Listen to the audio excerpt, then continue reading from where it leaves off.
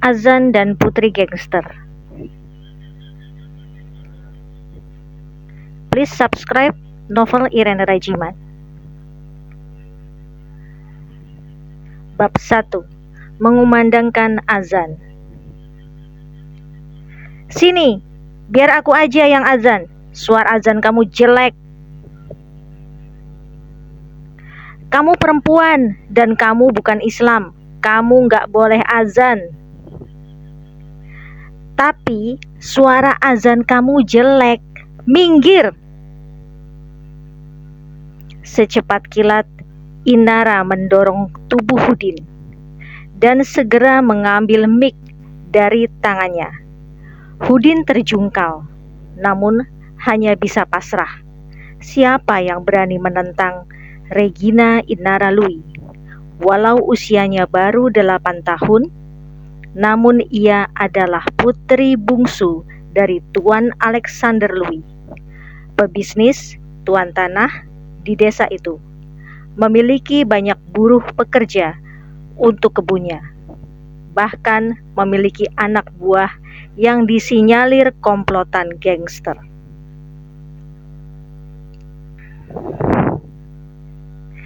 Inara sendiri tidak habis pikir.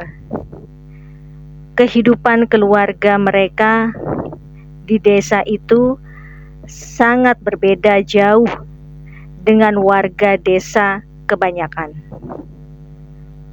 Dari mulai rumah, kendaraan, para pekerja, semuanya. Sementara warga desa lainnya memiliki kehidupan yang biasa-biasa saja. Dengan semua yang ayah punya, mengapa ayah harus memilih tinggal di desa, padahal mereka bisa tinggal di kota dengan kehidupan seperti itu? Bila Inara tanyakan hal itu pada ayahnya, sang ayah hanya menjawab, "Itu semua untuk keselamatan anak-anak ayah. Demi kamu, demi bunda, dan demi Arga, abangmu. Tinggal di kota membuat ayah was-was.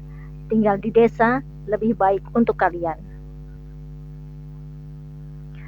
Entah keselamatan apa yang dimaksud ayahnya. Sebenarnya ada apa? Banyak pertanyaan berkecamuk di benak Inara.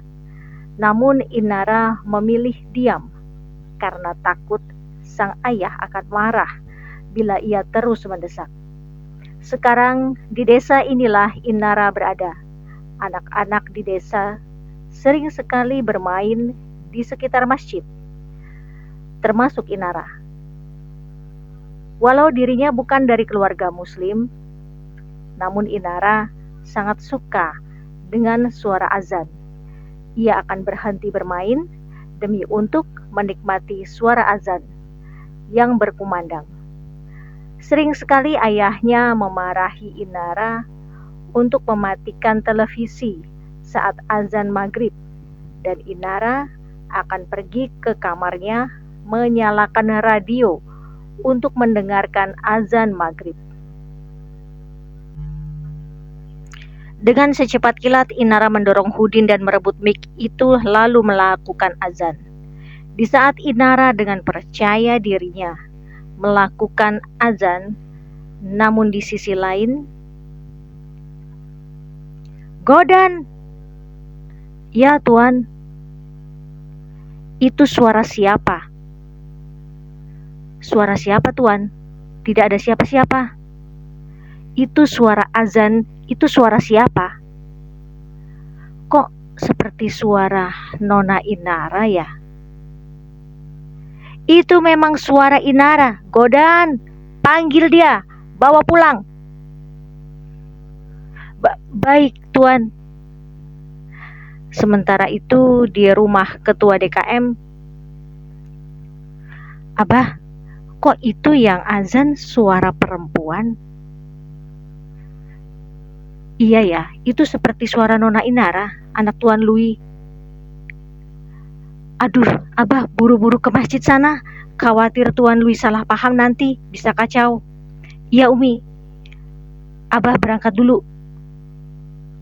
Bergegas Pak Imam berangkat ke masjid. Dan benar saja, ia melihat Inara sedang mengumandangkan azan. Pak Imam bergegas mendekati Inara dan menepuk pundak Inara. Sejenak Inara menghentikan lantunan azannya. Pak Imam tersenyum ke arah Inara. Inara juga tersenyum melihat kedatangan Pak Imam. Pak Imam bergegas menuju masjid. Nona Inara, sini biar Pak Imam saja yang azan. Tapi tadi Inara sudah azan Pak Imam. Iya, tapi dalam Islam yang harus azan itu laki-laki, bukan wanita. Tuh kan, nggak percaya kalau dikasih tahu.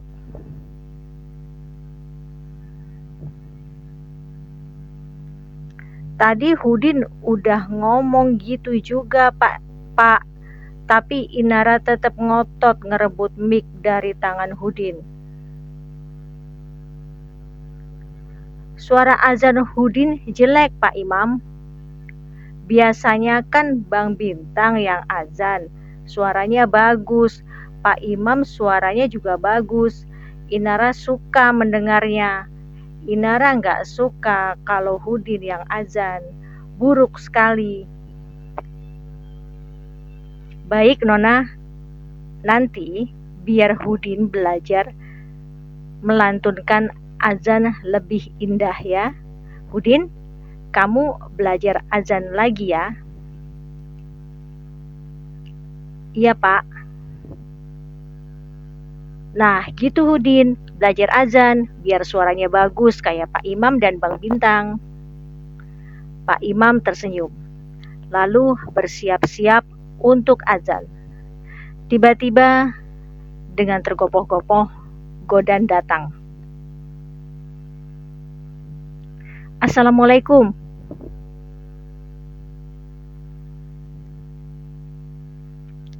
Waalaikumsalam, jawab Pak Imam menatap kedatangan Godan. Maaf Pak Imam, saya diperintah Tuan Louis untuk menjemput Nona Nara pulang. Oh iya, silahkan. Pak Imam melangkah menuju mimbar bersiap untuk azan. Godan melambai ke arah Inara, meminta Inara untuk keluar dari masjid. Walau dengan berat hati, Inara menurut. Setelah Inara keluar, Godan langsung meraih tangan Inara. Ayo Nona. Ayah Nona meminta Nona untuk pulang.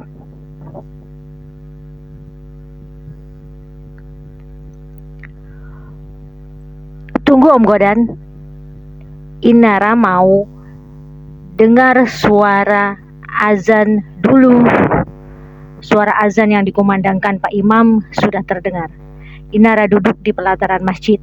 Nampak ekspresi wajahnya yang begitu menikmati lantunan azan. Tapi Nona, Godan memutus kata-katanya karena tiba-tiba Inara membekap mulutnya dengan tangan mungilnya.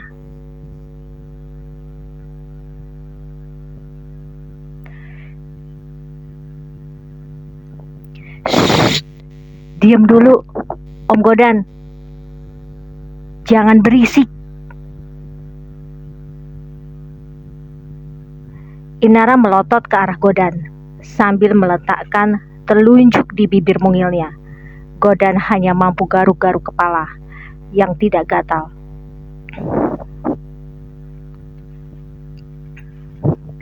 Duh, ini bocah, bapaknya segitu berdarah dingin. Kenapa doyan banget sama suara azan? Godan berkata dalam hati. Godan duduk sejajar dengan Inara di pelataran masjid. Orang-orang mulai berdatangan untuk sholat asar. Godan memperhatikan mata Inara yang terpejam begitu menikmati lantunan azan. Om Godan nggak ikut sembahyang di masjid seperti bapak-bapak itu. Hah? Enggak, Om Godan nggak bisa sholat. Kenapa? Om Godan Islam kan?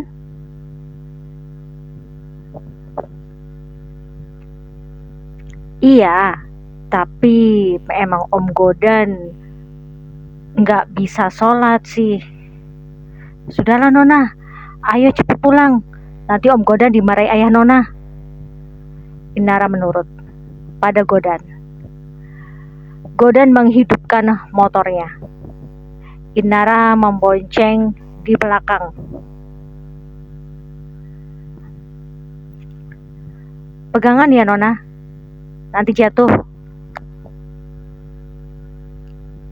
Sesampainya di rumah Inara langsung dihadapkan pada sang ayah. Siapa yang menyuruhmu azan?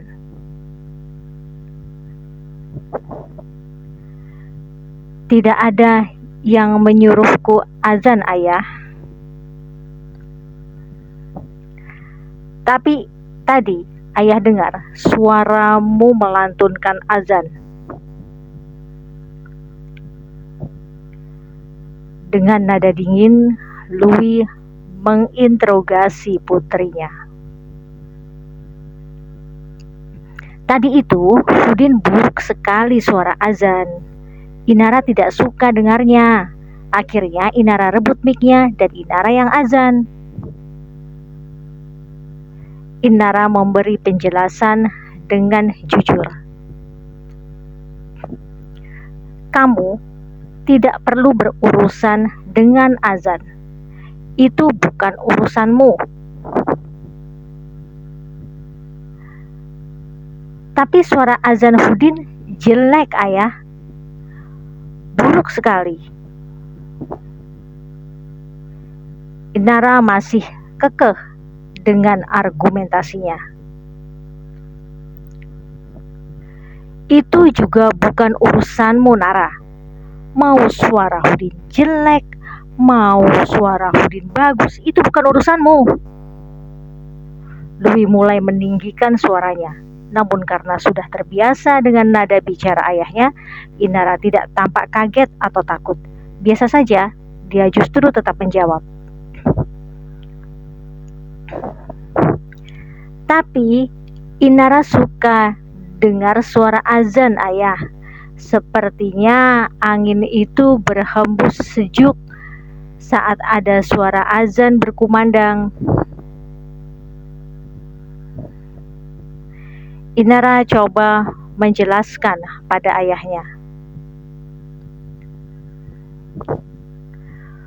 Mulai sekarang, ayah perintahkan Regina Inara Louis untuk tidak lagi peduli dengan suara azan atau apapun yang berkaitan dengan agama lain.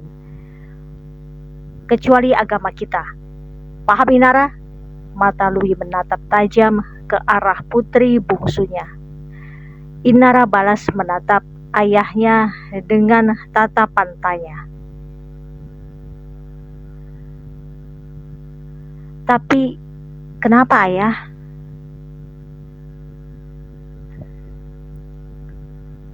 Karena agama kita bukan Islam. Azan itu milik orang Islam. Jadi kita tidak perlu ikut campur. Paham? Louis menjawab dengan tatapan mata yang tajam dan dingin. Inara hanya diam, menunduk, tidak mengangguk ataupun menggeleng.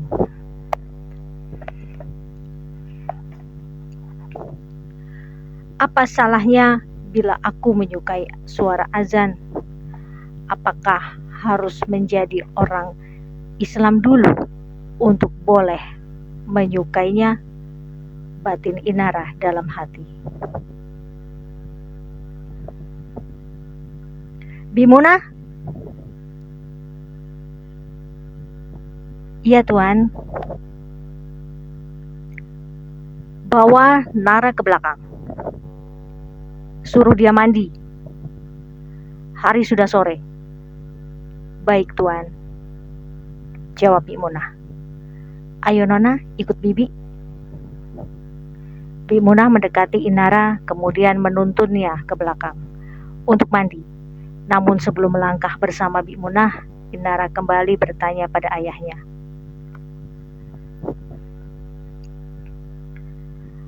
Nanti setelah mandi, apakah Nara boleh main keluar ayah?